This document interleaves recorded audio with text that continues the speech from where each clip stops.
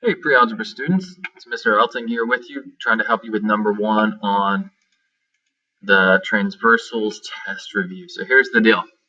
Whenever we want to find a missing angle, such as the question mark here, a good question we can ask is there any other information I need?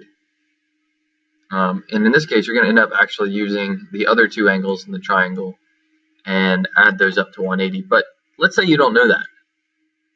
In general, a good problem-solving strategy is just to find what you can with what you can.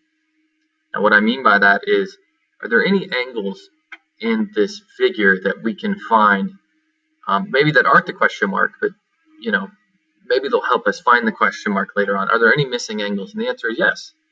We've got a missing angle right here, and this angle happens to be supplementary to this angle over here, 122 degrees. So if they're supplementary, they should add to 180.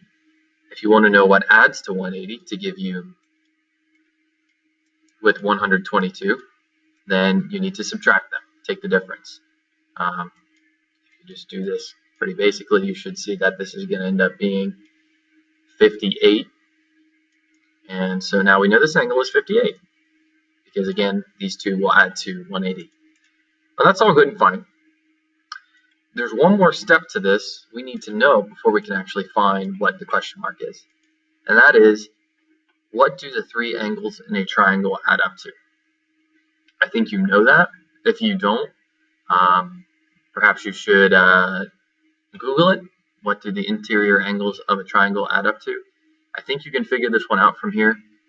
You're going to end up subtracting these two guys from 180, and that will tell you what the question mark is.